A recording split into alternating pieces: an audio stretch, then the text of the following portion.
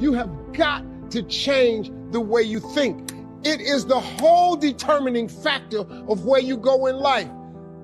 We are all where we are today because we thought ourselves to this position.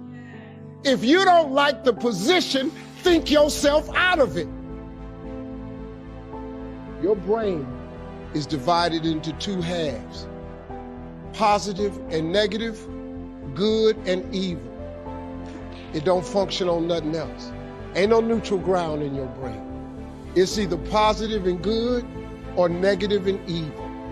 Each half of your brain has millions of factory workers on each side. You got 1 million factory workers on the positive side. You got 1 million factory workers on the negative side. At the forefront of each one of those factories in your brain is a foreman. You got foreman positive and you got foreman negative. You are in charge. You're the boss of the factory. Guess what? We are how we think. You can't make a world, but you can make your own world.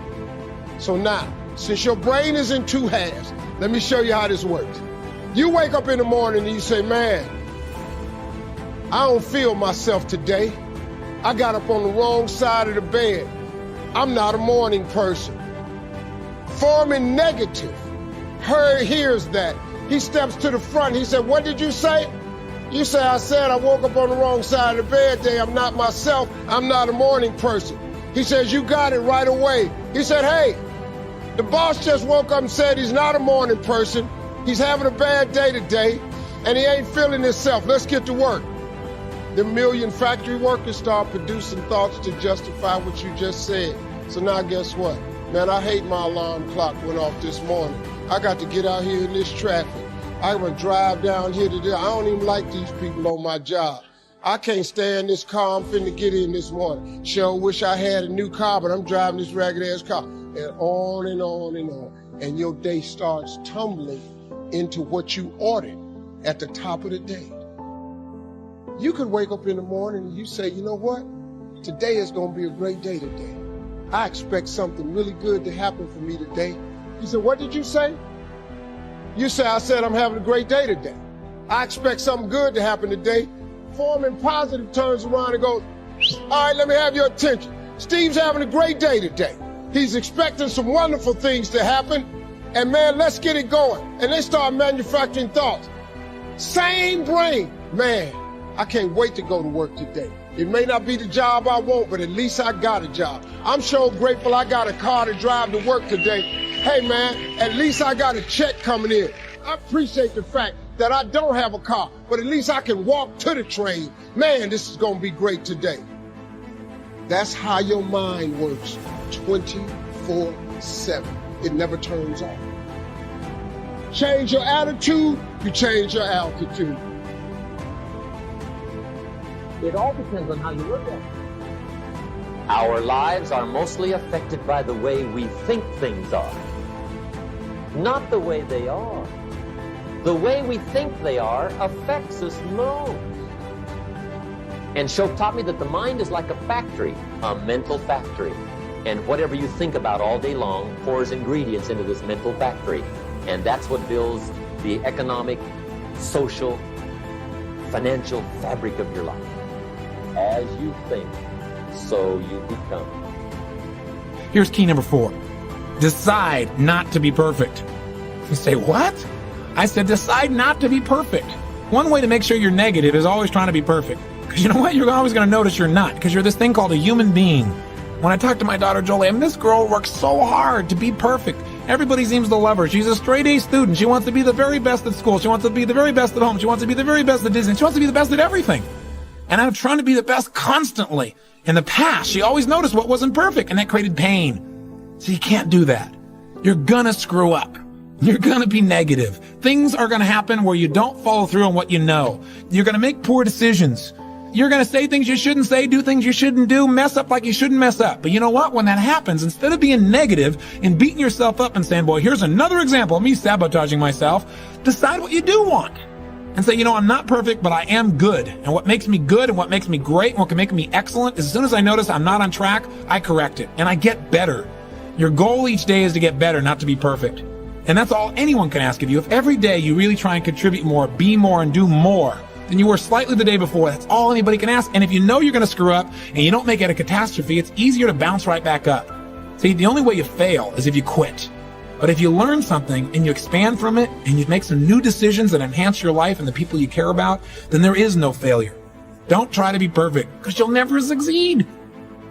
You know, people making this complex process, this woman was telling me that I don't understand why I don't do this, why I feel this way. I said, it's called fear. Everybody's afraid we're not enough. Everybody's afraid we're not rich enough, smart enough, young enough, quick enough, fast enough. It's human nature. But the secret is to do it anyway. I know that sounds so simplistic. My work when I'm working with somebody is showing them how to condition themselves, like building a muscle, so that you take action first, automatically. Because if you don't do that, it's hard. You lose momentum. It's like, how do I get started? Where do I go? And I tell people, throw a rock, wherever it drops, start there. The next person walks by, I go, you're the first person after the rock. Do anything to start the process of moving forward rather than let fear stop you.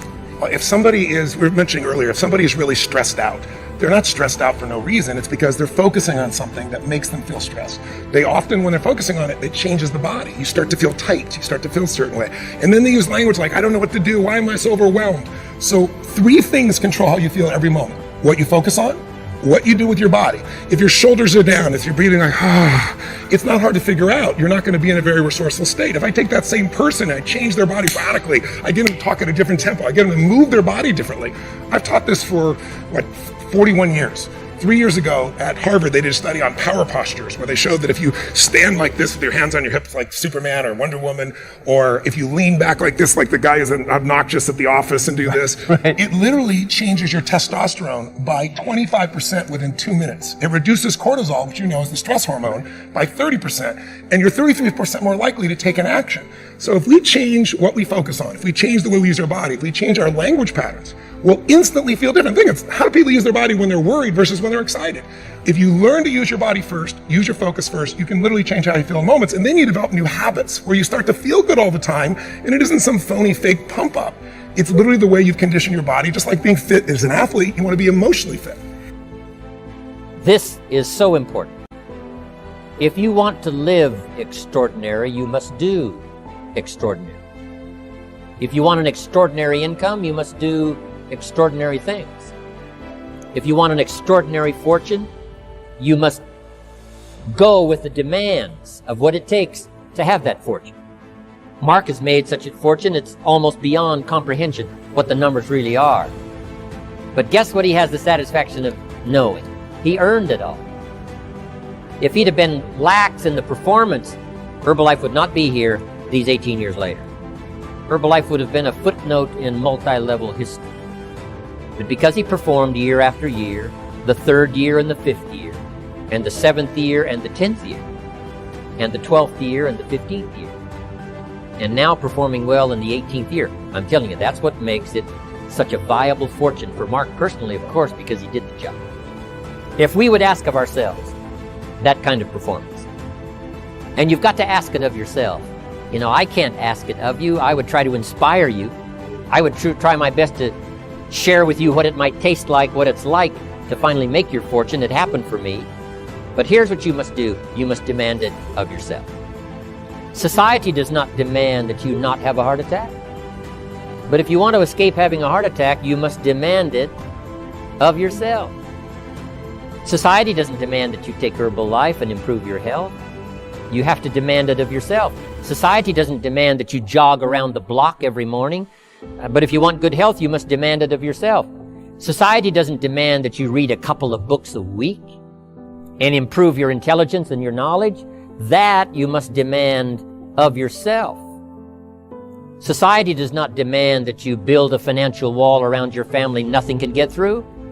That's not a demand of society. But you must demand it, if you wish it, you must demand it of yourself. Society doesn't demand that you learn a list of 10 skills in order to ensure your own future and the future of your family. Society doesn't demand it, doesn't require it. It is not a law.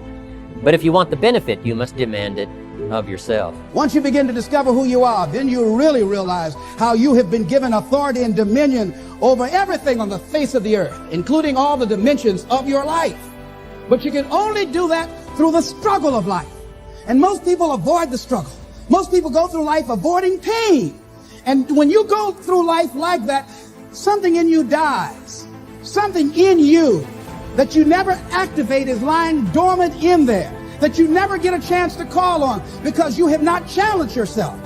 Somebody said the land of familiarity belongs to the dead. That most people like to feel like they're a king in the area of their comfort zone. They only want to do those things that they know how to do well.